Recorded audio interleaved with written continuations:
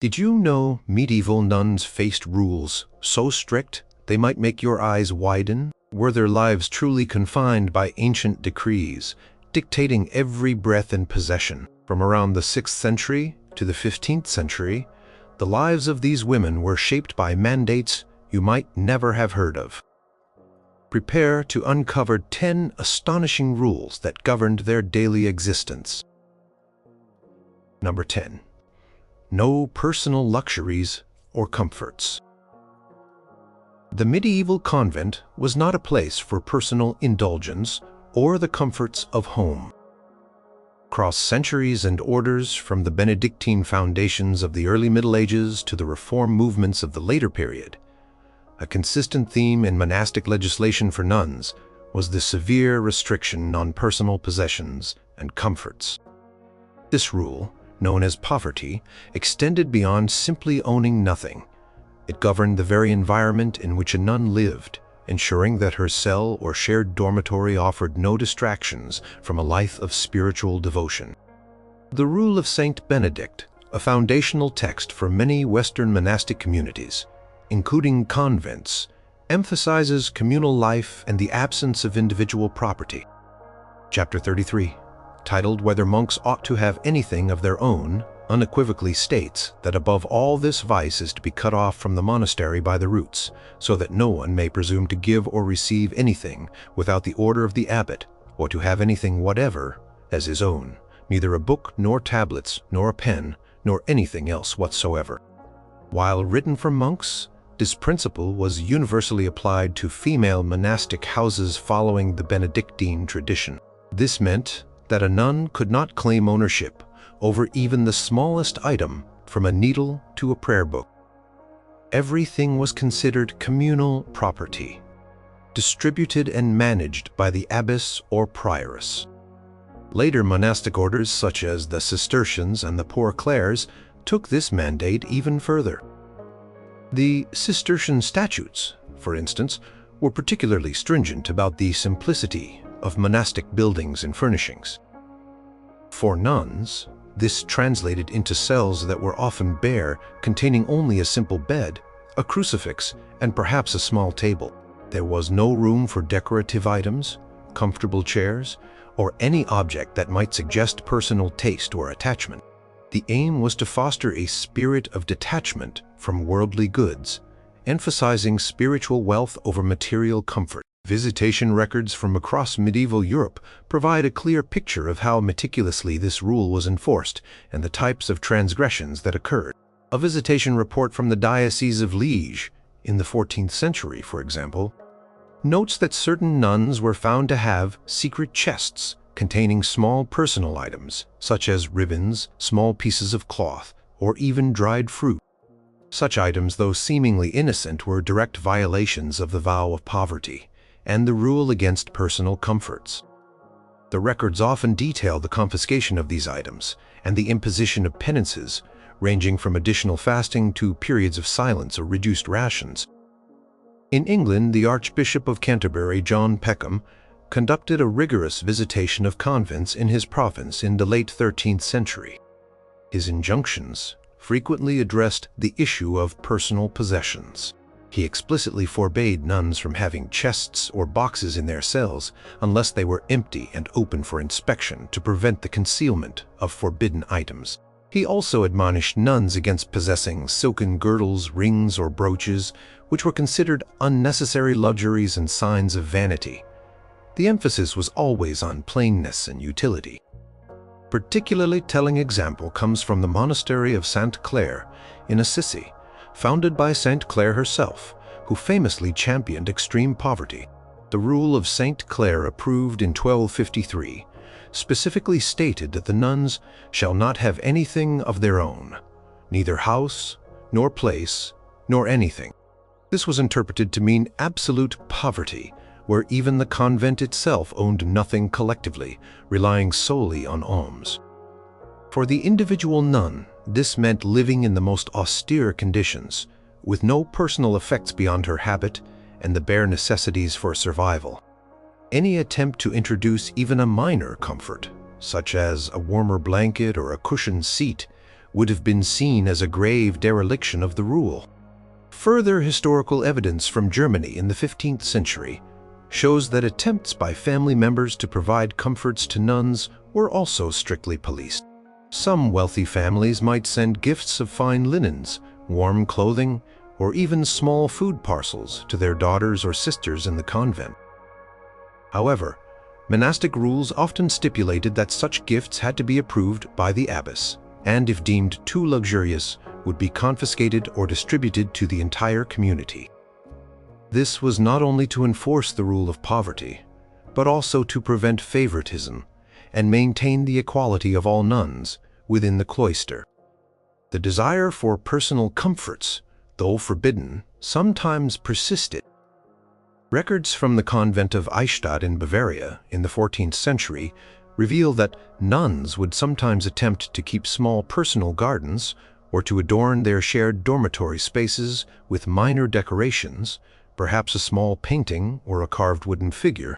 These actions were usually met with swift correction during episcopal visitations. The visitors would order the removal of all non-essential items and remind the community of their vows of poverty and their commitment to a life devoid of personal possessions and distractions. The enforcement of this rule was not merely about preventing luxury, it was also about fostering dependence on the community and on God.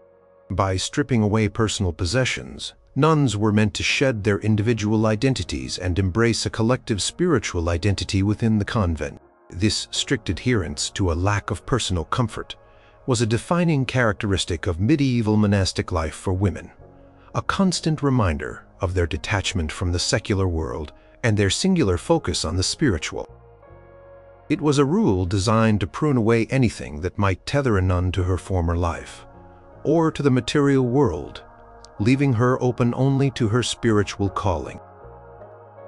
Number 9. Strict regulation of personal appearance.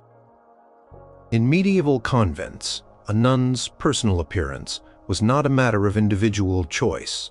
It was rigorously dictated by monastic rule and ecclesiastical decree. Every aspect, from the cut of her hair to the folds of her habit and the cleanliness of her person, was scrutinized to ensure conformity to ideals of humility, modesty, and detachment from worldly vanity. This strict regulation was a cornerstone of monastic discipline, aimed at reinforcing the nun's consecrated status and preventing any trace of secular fashion or personal allure. The most visible aspect of a nun's regulated appearance was her habit. Monastic rules consistently prescribed a specific uniform attire, usually consisting of a tunic, scapular, veil, and wimple. The rule of Saint Benedict states simply that the clothing should be common to all and suitable for the climate. However, over centuries, this developed into highly specific requirements. For instance, the color of the habit was typically undyed wool or a dark somber shade, black, gray, or undyed brown. The materials were coarse and inexpensive, reflecting the vow of poverty. Fine fabrics like silk-dyed cloth or luxurious furs were absolutely forbidden, even if they were gifts from wealthy families. Records from various visitations provide numerous examples of enforcement. In the 13th century, the Cistercian General Chapter, which governed both male and female Cistercian houses, repeatedly issued injunctions against nuns wearing excessively fine or too elaborate habits. They even specified the type of shoes to be worn simple, closed, and practical, rather than fashionable or adorned footwear. Nuns found with habits that deviated from the prescribed plainness would be ordered to discard them, and the abbess might face censure for laxity in enforcing the rules. Hair, too, was a central point of regulation. For many orders, particularly the Benedictines and Cistercians, nuns were required to have their hair cut short or even shaved upon entering the convent, symbolizing their renunciation of the world. While not always completely shaved, it was typically cut short enough to be fully concealed by the wimple and veil. The veil, a fundamental part of the nun's attire, was worn at all times, covering the head and often the neck and shoulders. Purpose was not merely to signify religious dedication, but also to obscure the nun's individual features, preventing any attention to her physical appearance. The wimple, a piece of cloth wrapped around the chin and neck, further ensured that only a nun's face was visible, and even that was framed by the somber coif. This elaborate head covering was a powerful symbol of modesty and separation. A 14th century visitation report from a convent in France noted that some nuns were wearing their wimples too loosely, allowing glimpses of their hair or neck. The bishop ordered immediate correction, emphasizing that the wimple must be worn tightly and properly, as a sign of their commitment to cloistered life and humility. Beyond the habit and hair, rules extended to personal cleanliness and adornment. While modern perceptions might suggest a complete lack of bathing, medieval monastic rules did address hygiene, albeit within specific constraints. Bathing was permitted, but typically infrequently and communally, not for personal pleasure or adornment. The aim was cleanliness for health and spiritual purity, not for physical enhancement. Perfumes, cosmetics, and jewelry were strictly prohibited. Rings, even simple ones, were generally not allowed unless they were specifically part of a nun's profession ceremony and were of a plain, unadorned design. An interesting account from a late 15th century chronicle describes a nun in a German convent who was discovered to be secretly possessing a small mirror and a comb made of bone, which she used to arrange the small wisps of hair visible around her wimple. Such items were deemed instruments of vanity and were immediately confiscated. The nun was given a penance of additional fasting for 3 days and was required to confess her transgression publicly before the community. This example highlights the intense scrutiny over even minor attempts at personal adornment. Furthermore, the overall demeanor and posture of a nun were also regulated. She was expected to walk with a downcast gaze, avoid frivolous gestures, and maintain a quiet, humble bearing. These non-verbal aspects of appearance were seen as extensions of her spiritual state. Constitutions of the Order of St. Clare of Assisi, for instance, stipulated that the sisters should avoid curious glances and idle chatter, linking outward behavior to inner spiritual discipline. Even the process of acquiring the habit was regulated. Upon entering the novitiate, a postulant would typically wear simple, plain clothing, shedding her secular attire. When she took her vows, she would receive the full habit, a public sign of her complete renunciation of worldly life and her embrace of a new consecrated identity. This transformation was meant to be total, extending to every fiber of her being and every visible aspect of her person. The strict regulation of personal appearance was thus a constant visual reminder of the nun's vows of poverty, chastity, and obedience, reinforcing her detachment from the world and her commitment to a life dedicated solely to God. Number 8. Limited contact with outsiders, especially men. One of the most defining and strictly enforced rules for medieval nuns was the mandate of enclosure or clausura, which severely limited their contact with the outside world, particularly with men. This rule, central to the contemplative life, was designed to protect the nun's chastity, spiritual focus, and the sanctity of the cloister from worldly distractions and potential temptations. It was a constant source of legislation and visitation scrutiny throughout the medieval period, from the early Benedictine foundations to the rigorous reforms of the later Middle Ages.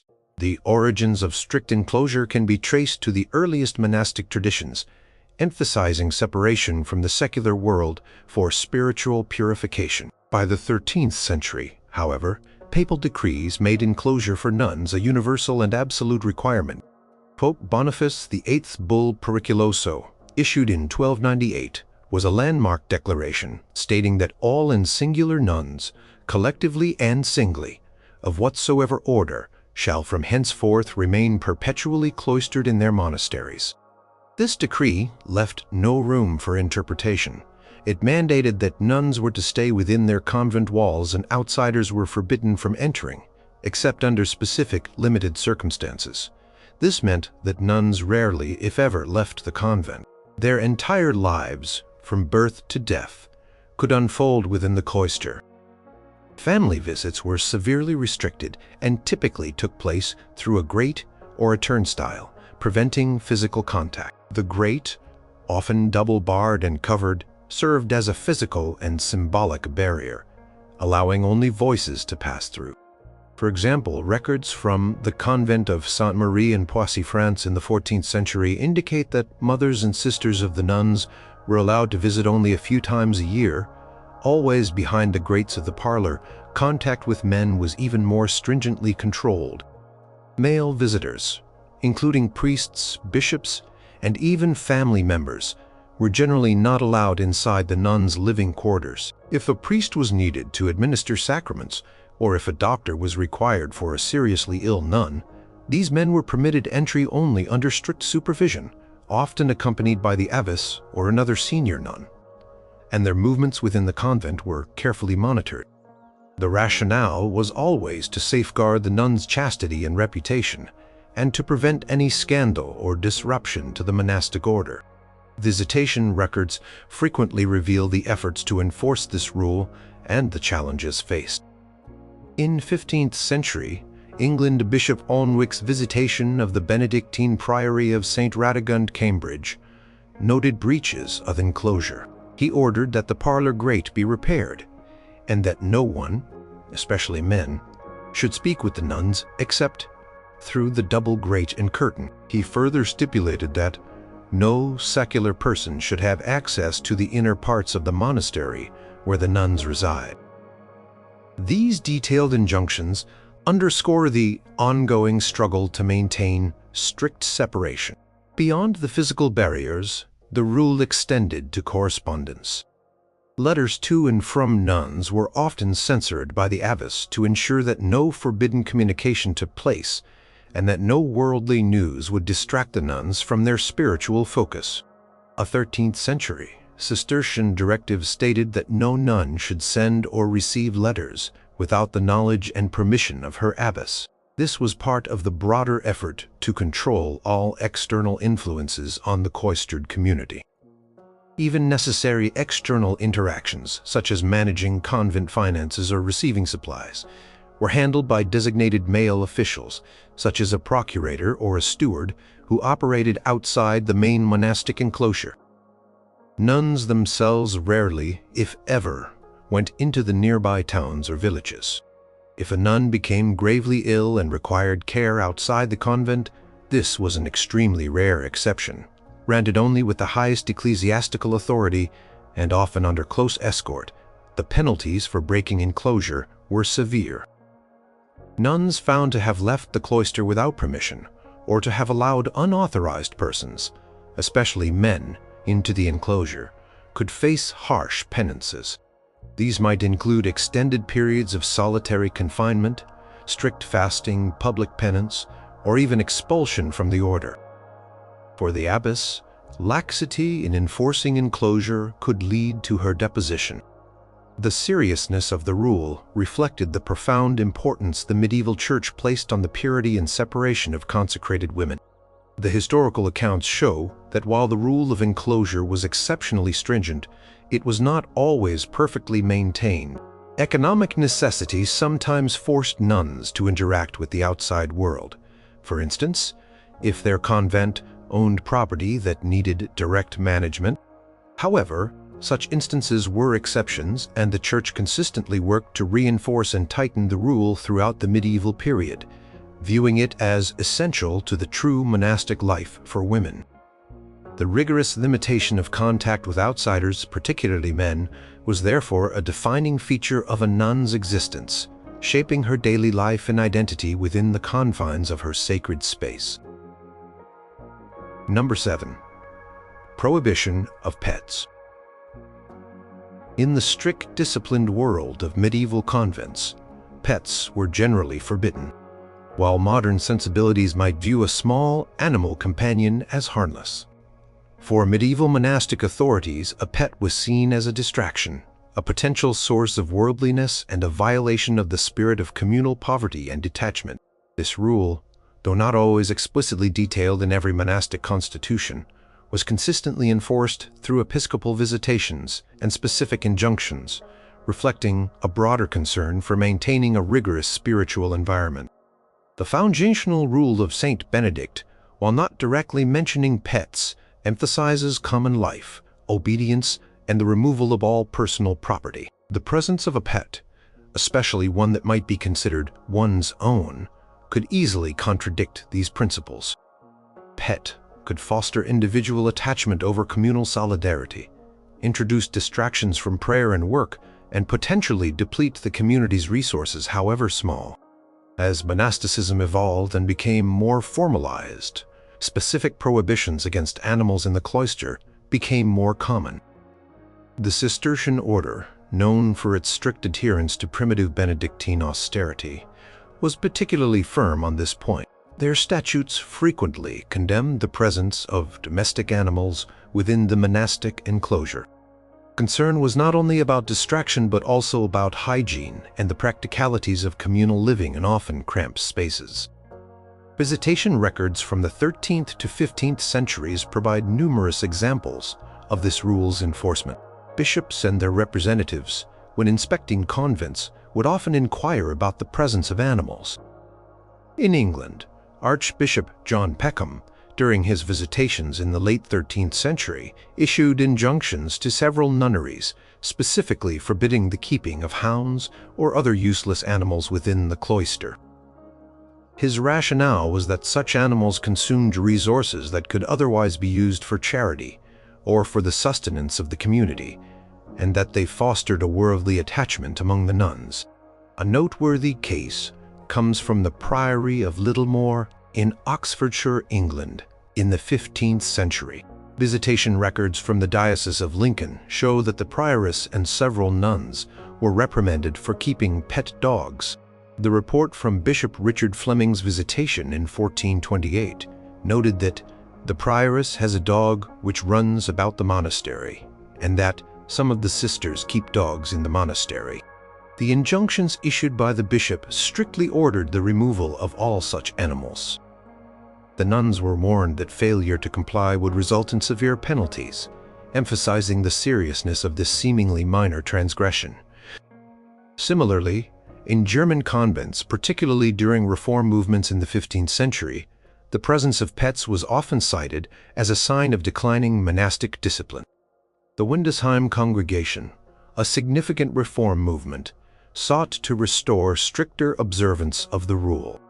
Their reforms for nunneries often included explicit prohibitions against keeping little birds, dogs, or other animals in cells or within the general enclosure. Such injunctions reflect the persistent challenge authorities faced in preventing nuns from acquiring these forbidden companions. The reasons for the prohibition were multifaceted. Beyond the general principles of poverty and detachment, there were practical considerations. Animals required feeding, care, and attention, which could divert a nun's focus from her spiritual duties. They could also create noise, mess, or even damage, disrupting the quiet sanctity of the cloister. Furthermore, for communities that relied on alms or agricultural labor for sustenance, feeding non-essential animals was seen as an irresponsible use of resources. Some nuns, however, developed strong attachments to small creatures, sometimes secretly keeping birds in cages in their cells or small cats that would roam the convent. These were often viewed as comfort animals, especially for women who had renounced family and external connections. When discovered during visitations, these pets were typically confiscated, and the nuns responsible received penances, often involving increased fasting or a period of strict silence. Consistent appearance of these prohibitions in visitation records across different regions and centuries suggests that while the rule was widely enforced, it was also one that nuns occasionally attempted to circumvent, revealing a human desire for companionship, even within the most austere environments. Prohibition of pets was thus a tangible expression of the monastic ideal of complete renunciation and focus on spiritual life. Number 6. Communal sleeping arrangements. In medieval convents, the concept of a private, personal space for sleeping was largely non-existent. The vast majority of nuns slept in a communal dormitory, a practice known as the dormitorium, which was a direct reflection of the monastic emphasis on common life, humility, and the suppression of individual identity. This arrangement was a fundamental aspect of the rule of Saint Benedict and was strictly enforced to foster a sense of shared experience, ensure accountability, and prevent any secretive or solitary behaviors. The rule of Saint Benedict explicitly states in chapter 22 how monks are to sleep. They are to sleep in one room, each in his own bed, and a lamp is to be kept burning in the room throughout the night until morning. While written for monks, this instruction was universally applied to female monastic communities following the Benedictine tradition. The principle was clear. Nuns were to sleep together in an open space, never in individual enclosed cells. The design of medieval monasteries typically included a large dormitory accessible from the cloister. This space would contain rows of simple beds or straw pallets, sometimes separated by low partitions or curtains for a modicum of privacy, but never fully enclosed rooms. The lamp burning throughout the night served several purposes: to prevent any illicit activity, to allow for immediate response in case of illness, and to facilitate the call to nocturnal prayers, matins. Enforcement of this rule was a constant feature of the episcopal and abbatial visitations. Records from the 13th to 15th centuries frequently show injunctions reinforcing the communal dormitory requirement. In England, Bishop Nicholas Bubwith's visitation of the Cistercian nunnery of Swine in Yorkshire in 1410 explicitly forbade nuns from having separate chambers in the dormitory and ordered that all the nuns sleep together in the common dormitory according to the rule. This indicates that some communities had, over time, begun to deviate from the strict interpretation of the rule by introducing more private sleeping arrangements. The rationale behind communal sleeping was multi-layered. Firstly, it reinforced the vow of poverty and the renunciation of personal possessions, extending to personal space. Having a private cell with a lock would imply personal ownership and separation from the community. Secondly, it promoted vigilance and mutual observation. By sleeping together, nuns were accountable to each other, and any deviation from monastic discipline could be quickly noticed. This was particularly important for ensuring chastity and preventing any secret meetings or forbidden activities. Thirdly, the communal dormitory facilitated the liturgical life of the convent. When the bell rang for matins in the middle of the night, all nuns could rise together and proceed to the chapel as a unified body without the delay of unlocking individual rooms. This collective movement underscored the communal nature of their prayer and devotion. There were, however, instances where deviations occurred or were tolerated for specific reasons. For example, elderly or infirm nuns might be granted permission to sleep in a small, semi-private infirmary cell for reasons of health and care. However, even these exceptions were typically recorded and required specific authorization, emphasizing that the default rule was communal sleeping. Historical accounts from the 15th century also reveal that the temptation for greater privacy sometimes led to subterfuge. Some nuns, particularly in less reformed houses, might attempt to erect higher partitions around their beds or even create makeshift enclosed spaces within the larger dormitory, using curtains or stored items. When these transgressions were discovered during visitations, they were met with firm directives to dismantle the partitions and restore the open nature of the dormitory. Penalties for persistent non-compliance could include periods of stricter enclosure within the convent, or additional fasts. Constant light in the dormitory specified by the rule was another point of enforcement. It ensured that no nun was completely in darkness, preventing secret activities. The rule specified that if any of them needs to rise for the work of God, he is to rise without delay, and always light is to be kept burning there until morning. This practice was maintained across centuries, becoming a symbol of the continuous spiritual vigilance expected of nuns. Communal sleeping arrangement was thus a powerful, ever-present reminder of the nun's complete immersion in the shared life of the convent and her commitment to humility and transparency. Number 5. Rigorous fasting and abstinence. The daily life of a medieval nun was profoundly shaped by rigorous rules concerning food and drink, particularly mandates for fasting and abstinence. These dietary regulations were not merely about moderation. They were a core pillar of monastic asceticism, intended to discipline the body, strengthen the spirit, and foster detachment from worldly pleasures.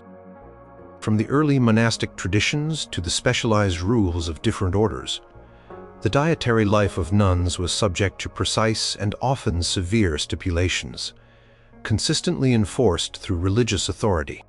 The rule of Saint Benedict, the bedrock for countless convents, provides fundamental guidance on diet. Chapter 39, on the measure of food, states that for the daily meal, 2 cooked dishes should be sufficient for all the brethren, so that he who perchance cannot eat of the one may make his meal of the other. To this there should be added 1/3 of fresh vegetables or fruit. The rule also prescribes a pound of bread per day. Regarding drink, it suggests a hemina of wine daily, but notes that if the circumstances of the place, or the work, or the heat of summer require more, the superior may allow it. However, importantly, it states that the chief thing is abstinence from wine. A critical component of the monastic diet was abstinence from meat. For most orders, meat was largely forbidden, especially for healthy individuals, as it was considered a luxury and a stimulant. The Cistercian nuns, for example, followed an especially strict interpretation of this rule, abstaining from meat, eggs, and dairy products for significant portions of the year, particularly during Lent and Advent. Their diet was predominantly vegetarian, consisting of bread, vegetables, pulses, and occasionally fish, especially on specific feast days or Fridays. Fasting was another prominent feature.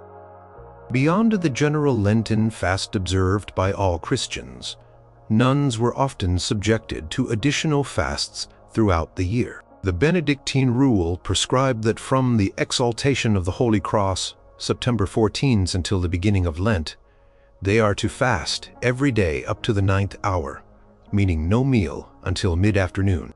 During Lent, the fast was even stricter, with only 1 meal a day taken in the evening. These prolonged periods of dietary restriction were designed to cultivate self-denial and spiritual hunger for God. Visitation records frequently highlight infractions and the stringent enforcement of dietary rules. In 14th century England, Bishop Ginwell's visitation of the Cistercian nunnery of Carrow near Norwich in 1370 recorded that some of the nuns eat flesh meat and eggs when they ought not. He ordered that no nun shall eat meat or eggs at forbidden times under pain of severe punishment. Such entries confirm that while the rules were clear, there were instances of nuns attempting to supplement their austere diet, perhaps due to hunger or a desire for variety. Types of food allowed were simple, locally sourced, and often repetitive. Bread, often made from coarser grains, was a staple vegetables. Porridge and watery soups were common. Preparation was also regulated. Elaborate cooking or seasoned dishes were discouraged. The focus was on sustenance rather than pleasure.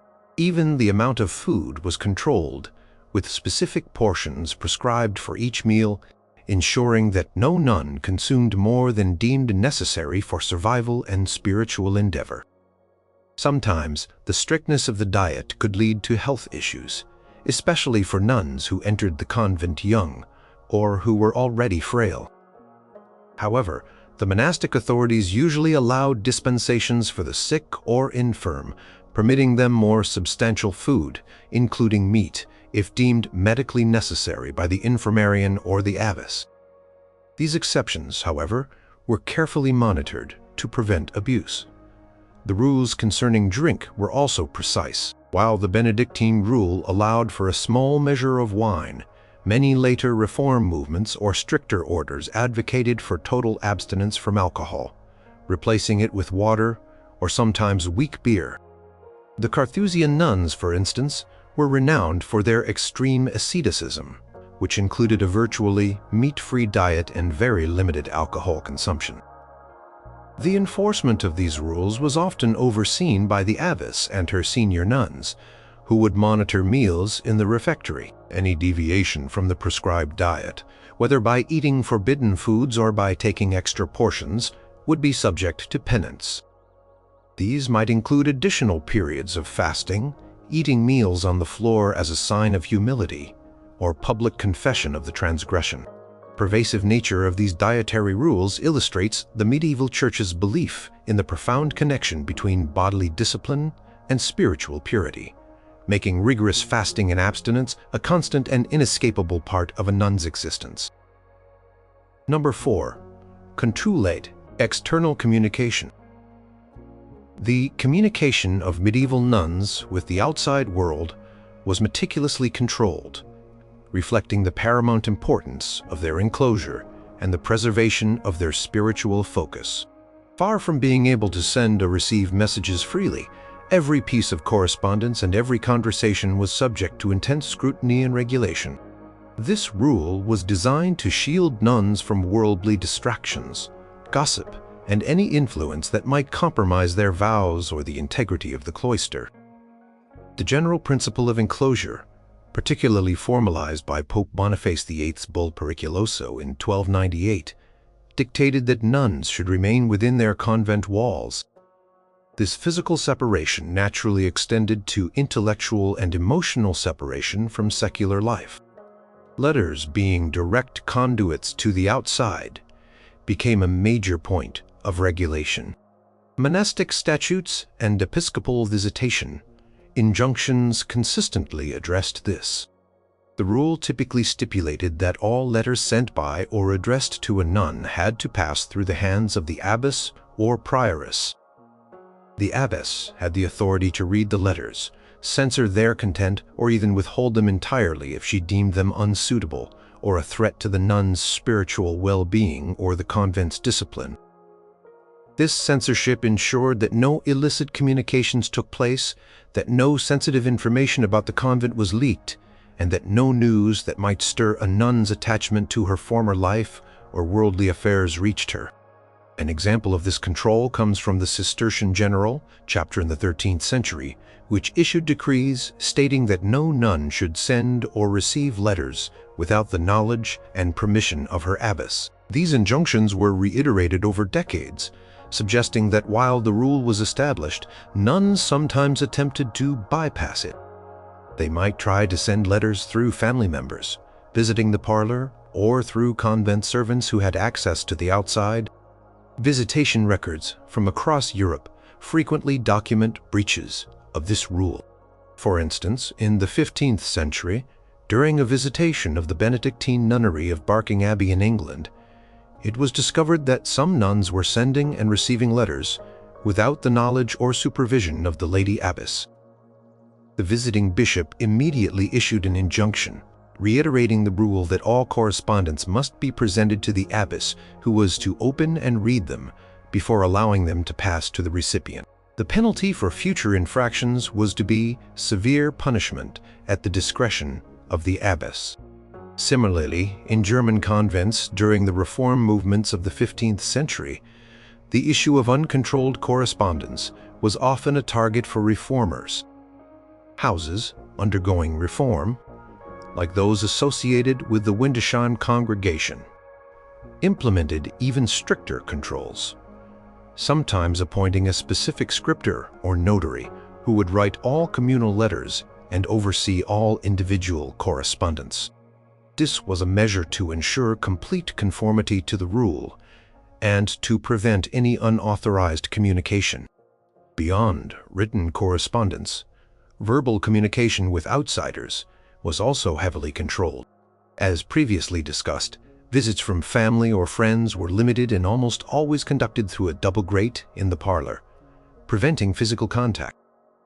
These conversations were typically brief and often supervised by a senior nun or the abbess herself. Topics of conversation were expected to remain within appropriate bounds, avoiding secular gossip, news from the outside world, or anything that might lead to longing for former attachments. Priests or other male officials who had necessary business within the convent, such as confessors or administrators, were also restricted in their communication with the nuns. They were generally not allowed to speak with nuns individually or privately, except during confession, and even then, the confessional box itself was often designed to ensure anonymity and prevent visual contact. All other interactions were to be conducted in a common room, with other nuns present, and related strictly to the business at hand. The purpose of these stringent controls was to create an environment where nuns were fully immersed in their spiritual life, free from the distractions and potential corruptions of the secular world.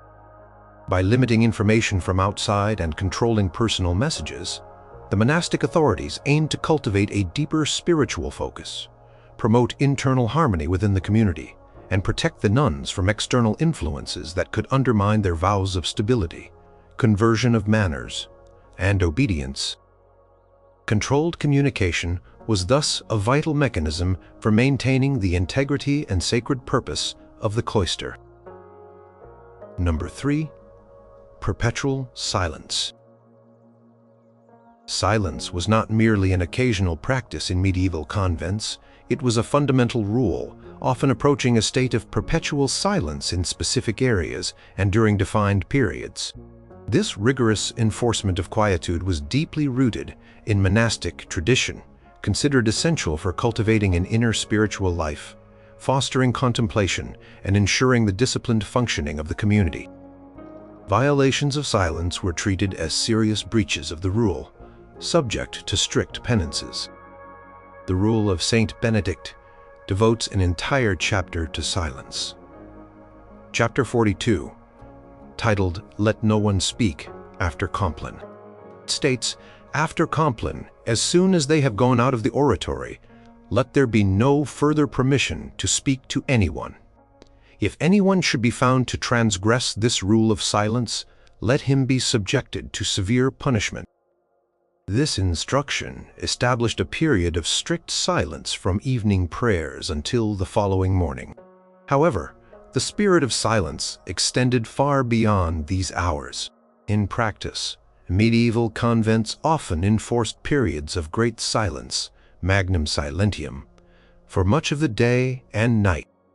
This typically meant silence in the refectory, dining hall, the dormitory, sleeping quarters, the cloister walks, and during periods of study and manual labor. Communication was often limited to necessary instructions or brief, whispered exchanges during designated times. The aim was to create an atmosphere conducive to prayer, meditation, and inner spiritual work. The Cistercian order, known for its strict interpretations of the Benedictine rule, was particularly fervent about silence. Their statutes emphasized continuous silence in the cloister, refectory, dormitory, and chapter house. They even developed a sophisticated system of sign language, known as monastic sign language, to allow for necessary communication without breaking the vocal silence. This allowed nuns to convey simple requests or instructions, such as asking for bread at table or indicating a need for a tool, without uttering a sound. Visitation records frequently contain injunctions related to silence, suggesting that its enforcement was a persistent challenge. In 14th century England, Bishop Thomas Beck's visitation to the nunnery of Marham in Norfolk revealed that certain nuns were found to be loquacious and given to idle chatter. The bishop ordered that the nuns shall keep silence in the cloister and refectory, as is prescribed by the rule, and that any nun found speaking unnecessarily shall be subjected to appropriate penance by the prioress. Further evidence comes from the rigorous reform movements of the 15th century, such as those inspired by the Windesheim congregation. These reforms sought to restore the stricter observance of monastic life, and silence was a central tenet. In nunneries, adopting these reforms, silentium perpetuum was often enforced, meaning that nuns were expected to speak only during designated times for communal discussion, e.g., in the chapter house, or for absolutely essential communication. Even then, speech was to be brief, quiet, and purposeful, not for casual conversation or gossip. The reasons for such strict adherence to silence were deeply spiritual. Silence was believed to still the mind, allowing for clearer hearing of God's voice and deeper contemplation. It was also seen as a form of mortification, disciplining the tongue and preventing sins of speech, such as gossip, slander, or idle chatter, which were viewed as corrosive to communal harmony and spiritual purity. The absence of external noise and conversation was intended to direct a nun's attention inward, fostering a constant awareness of God's presence. Penalties for breaking silence varied, but could be quite severe. A nun found speaking unnecessarily might be required to eat her meal on the floor of the refectory, undergo additional fasting, or spend time in solitary penance. Repeated infractions could lead to more serious punishments, emphasizing the gravity of this rule within the monastic framework.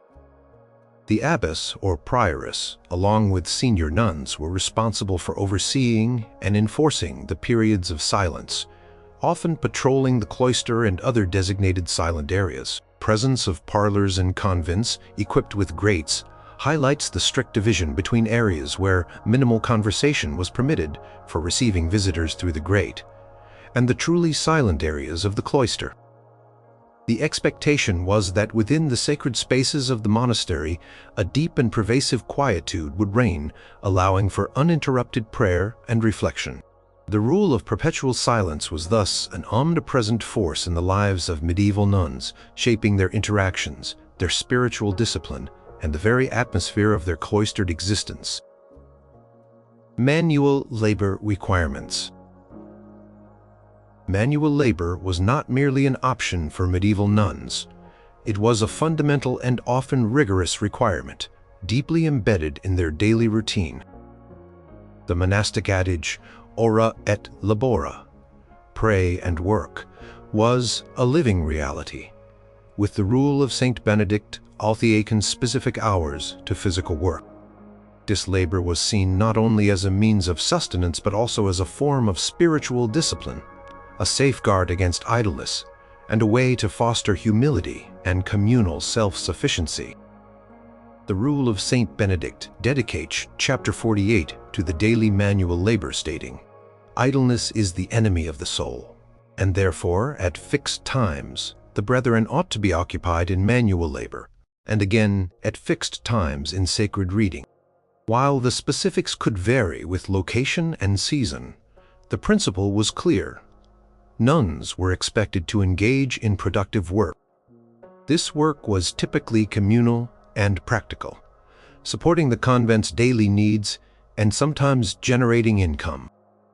The types of manual labor undertaken by nuns were diverse, reflecting the needs and resources of their communities. Many convents were self-sufficient agricultural units, meaning nuns engaged in activities like gardening, tending small vineyards, or caring for livestock. Records from the convent of Schonensteinbach in Alsace in the 14th century describe nuns working in the garden, planting vegetables and harvesting fruits, essential for the convent's food supply. Within the convent walls, textile production was a very common and essential form of labor. Nuns were often skilled in spinning, weaving, and embroidery. They produced their own habits, linens for the altar and dormitory, and sometimes fine textiles for sale or as gifts to patrons. This work not only provided necessary goods, but also allowed nuns to exercise their creative and practical skills within a disciplined framework. Illuminated manuscripts, often created in monastic scriptoria, also show nuns engaged in copying texts, a laborious and precise task vital for preserving knowledge and liturgy. Beyond these, nuns performed all the domestic chores necessary for a large communal household. This included cooking, cleaning, laundry, and maintaining the convent buildings. Each nun typically had specific duties assigned by the abbess, which could rotate periodically. These tasks were not seen as mundane, but as integral parts of their monastic life, contributing to the well-being of the entire community, and performed with a spirit of humility and obedience. Enforcement of manual labor was consistent. During episcopal visitations, bishops would inquire about the daily schedule and ensure that sufficient time was allocated to work. In 15th century England, Bishop Alnwick's visitation of the Benedictine Priory of St. Michael's, Stamford, noted that some nuns were not diligently employed in manual labor, and ordered that they shall be employed in manual labor for at least 3 hours a day, according to the rule. This emphasis on quantity of labor shows the serious nature of the requirement. The spiritual rationale behind mandatory labor was profound. It was considered an antidote to idleness, which was viewed as a gateway to temptation and sin. Engaging in physical work kept the body occupied, leaving the mind free for spiritual reflection or preventing it from dwelling on worldly matters. It also fostered humility, reminding nuns that their lives were to be one of service and utility, not leisure. The work also emphasized communal interdependence. Each nun's labor contributed directly to the sustenance and functioning of the entire community. Sometimes, nuns would engage in specialized labor that benefited the wider community or earned income for the convent. For example, some convents were known for their skill in producing intricate liturgical vestments or particular herbal medicines. This specialized work, while requiring significant skill, was still considered manual labor within the monastic framework. Profits from such endeavors would typically go to the common fund of the convent, reinforcing the vow of poverty and the absence of personal gain. The constant requirement for manual labor was not merely a chore. It was a deeply integrated aspect of a medieval nun's spiritual journey.